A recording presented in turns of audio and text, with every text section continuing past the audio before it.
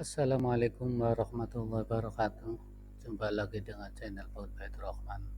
Kali ini kita akan membahas tentang makna surat Ali Imran ayat 64 yang terdapat pada pelajaran PAI Pendidikan Agama Islam Kurikulum Merdeka jenjang SD, yaitu kelas 5 SD N2 Jagapura Wetan.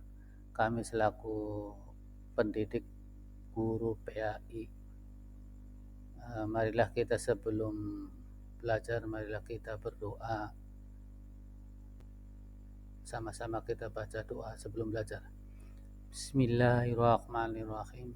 Raditu billahi robba wa bil islami dina wa bi muhammadin nabiyya wa rasula rabbi zidni ilman warzuqni fahman. Amin.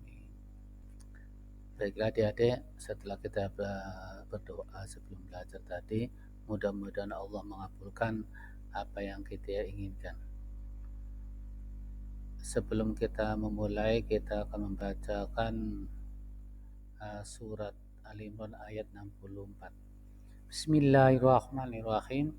Qul ya ahlal kitabi ta'alau ila kalimatin sawa'in bainana wa bainakum alla na'budu illallaha wa la nusyrika bihi syai'an wa la yattakhidhu ba'duna ba'dan arbaban min dunillahi fa in tawallaw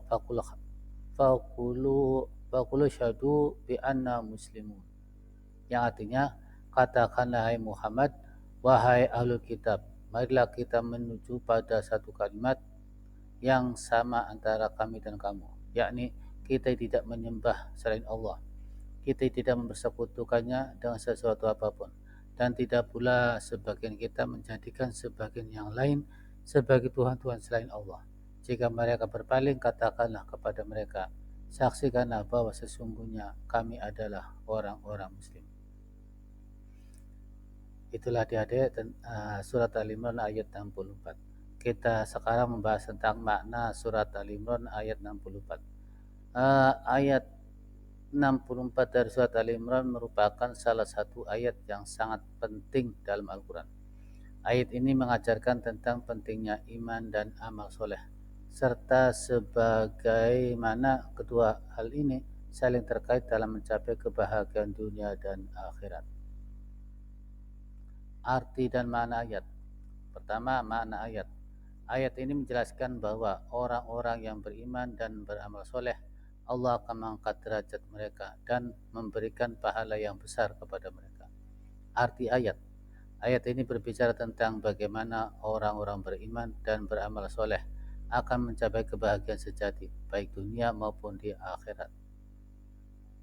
Yang selanjutnya yaitu pentingnya iman. Sebagai landasan hidup kita itu dibagi dua. Pertama, landasan amal. Iman merupakan fondasi bagi amal soleh. Tanpa iman yang kuat, amal kita tidak akan berarti. Berarti menunjukkan bahwa amal dan iman itu harus terkait. Yang kedua, rahmat Allah. Iman membuka pintu rahmat Allah Subhanahu wa taala. Dengan iman kita dapat merasakan kasih sayang dan pertolongannya. Selanjutnya, amal soleh, yaitu kunci kebahagiaan, itu dibagi dua. Pertama, taat kepada Allah. Amal soleh menunjukkan ketaatan kita kepada Allah Subhanahu wa taala dengan menjalankan perintahnya dan menjauhi larangannya. Yang kedua, menjadi hamba yang baik. Melalui amal soleh, kita menunjukkan kepada Allah Subhanahu wa taala bahwa kita adalah hambanya yang taat dan berusaha untuk mendapatkan keriduannya. Selanjutnya, hubungan antara iman dan amal soleh. Yang pertama, saling melengkapi. Iman dan amal soleh merupakan dua sisi mata uang yang saling melengkapi. Keduanya harus berjalan seiringan. Berarti antara iman dan amal soleh harus bersama. Jadi walaupun kita orang Islam tidak punya iman tapi amalnya bagus, percuma saja. Dan sebaliknya, amal solehnya ada tapi imannya tidak ada, maka kosong. Makanya antara iman dan amal soleh beriringan. Yang kedua, meningkatkan derajat. Dengan menggabungkan iman dan amal soleh, kita dapat meraih derajat yang tinggi di sisi Allah Subhanahu wa taala. Selanjutnya, hikmah ayat. ada dibagi dua. Satu, keutamaan iman. Ayat ini menunjukkan betapa pentingnya iman sebagai dasar bagi kehidupan yang bermakna. Yang kedua, kebahagiaan sejati. Amal soleh merupakan jalan untuk mencapai kebahagiaan sejati, baik di dunia maupun di akhirat. Selanjutnya, penerapan dalam kehidupan. Jadi surat Al-Imran ayat 64 ada dibagi dua dalam penerapan kehidupan kita. Pertama, memperkuat iman.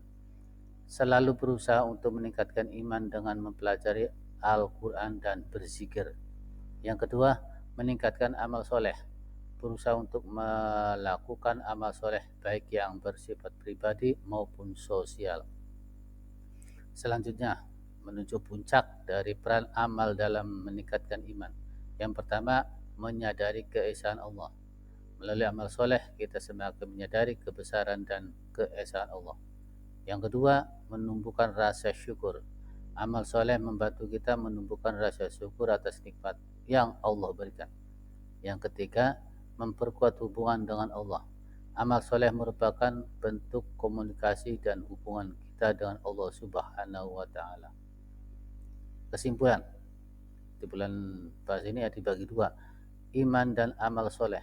Itu yang pertama, yaitu iman dan amal soleh merupakan dua hal yang saling terkait. Yang kedua, kebahagiaan sejati. Keduanya menjadi kunci untuk meraih kebahagiaan sejati. Semoga apa yang penjelasan singkat ini bermanfaat bagi kita. Semoga pembahasan ini bermanfaat untuk meningkatkan pemahaman kita tentang surat Al-Imran ayat 64 dan memotivasi kita untuk senantiasa meningkatkan iman dan amal soleh dalam kehidupan kita sehari-hari. Itu saja adik-adik, mudah-mudahan bisa dipahami penjelasan Bapak ini kali ini dengan secara singkat. Terima kasih. Majidianto. Wassalamualaikum warahmatullahi wabarakatuh.